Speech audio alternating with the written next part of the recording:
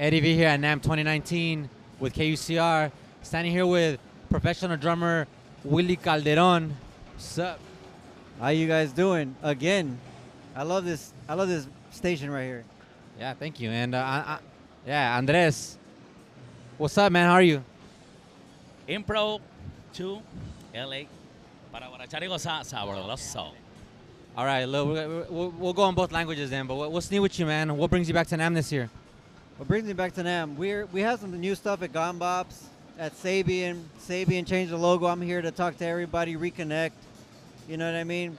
Just checking up with the company, good friends, and promoting. Actually, I'm promoting my album, my project, LA Impromptu. It's the LA Impromptu Orchestra. So I'm doing a lot of promotion here. Talking to a lot of people who are gonna kind of like, we're talking to GoPro about getting some deals in, like to shoot the music videos, stuff like that. Sabian and Gombops, the only two instrument companies you work with? I'm with Innovative Percussion and Ahead Armor Cases also. Right on. And what's up with Impromptu Orchestra? What's new with it?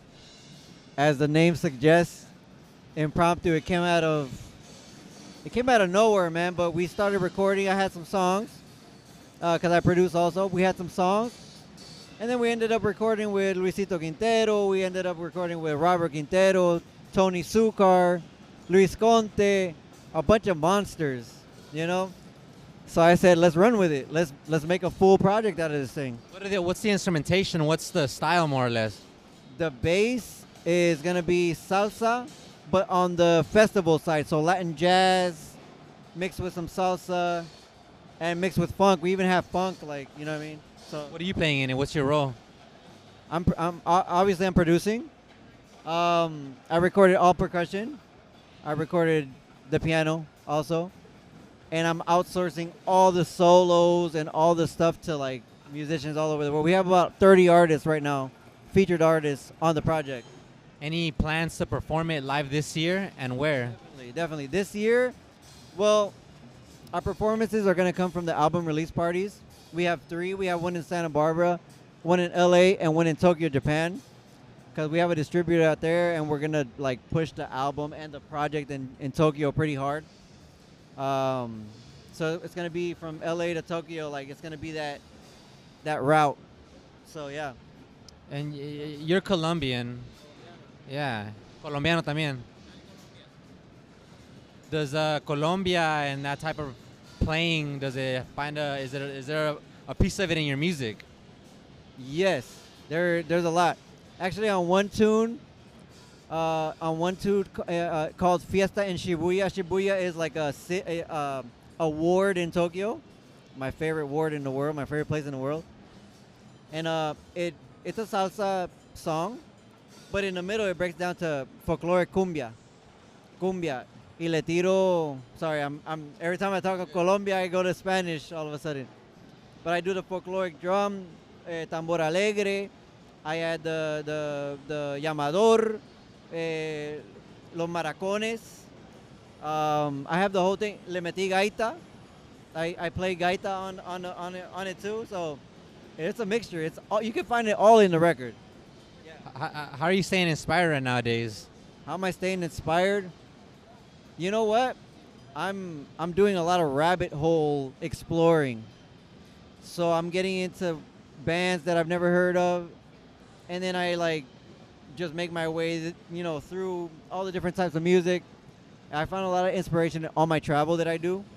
I tour a lot, and I do like clinics all over the world and stuff like that. So in each country I go to, there's something always different that inspires me. Whether it be the taiko drumming in Japan, or the folkloric duo between matanzas in Havana and Cuba, and all that stuff. So I'm all around, and I'm learning. I'm just a student. You've been to Cuba? Yeah, definitely. What are some of like the South American countries or Caribbean countries where you visited and studied drums maybe, or participated in some type of folkloric drumming? I had to go back to the hometown in Cartagena, Barranquilla, Santa Marta to study Colombia, to study all the folkloric drumming, kind of like recapping You know, I did Carnaval de Barranquilla last year. So Carnaval de Barranquilla is the biggest carnival in the world behind Carnival Brazil. So I did my gigs out there. I studied. You have 7, 8-year-olds playing this stuff amazing, man. I was like sitting at the table with 7 and 8-year-olds, and they were all drumming, and I was just sitting there. I was being a student, and I was just looking, like, it's amazing. It's amazing. Yeah, I think there's something about Colombia in particular, but I think the whole diaspora and like when the youth are when you're there, because I've been to Colombia a couple times, and when you're there, like young people play with a lot of spirit. Where do you find that spirit out here for yourself, man? Like you're based in LA? Yeah. Yeah. How do you find that spirit? How do you keep that spirit alive in you, being that you're in LA, you're not in Colombia? You know what? I try to listen to music. I don't listen to music. I don't turn on the radio for anything. But I go and dive into YouTube, all the folkloric stuff. So I don't listen to music. I don't listen to I listen to all folklore, whether it be Cuban, Colombian, Brazilian, flamenco from Spain. And I try to find that inspiration in that to go home and just study. Just study. I don't go out to the clubs. I'm not wasting my time. I'm always either playing music, composing music, or studying music.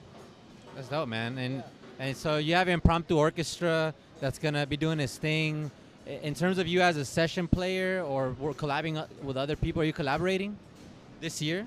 This year, there's a lot of things I've recorded. Sometimes it happens where you record, but you don't really know what you're recording for. Like I've recorded maybe on 3 projects, but it's their projects, and I really don't. I just get called for the session. I record, and I don't really know even the name of the project or the song I recorded. I'm sure it's the same with a lot of guys. So yeah. So not only are you a band leader, producer, but you're also sessioning. So you're also just kind of getting hired to work. Right. And I do a lot of studying at home because I have a home studio. So you can go ahead and practice your live drumming, but session work is totally different. So what I like to do is I record at home, even if I'm not recording anything that's gonna come out. I record. I get my chops up for session work. You know, playing to a click is much harder than playing live. You know, and getting that same swing and feel. You gotta study it. You gotta study how to session. What are your preferences in terms of the skins on your drums? On skins? Oh man. You know what? The Quintero models have a skin. It's a really nice. Can I grab it for you guys real quick? Yeah. We're gonna see some Gombop's drums right now. So these are the new Robert Quintero series drums. These skins right here, to me right now, they're my favorite. They're sounding great. I don't know if you can hear it.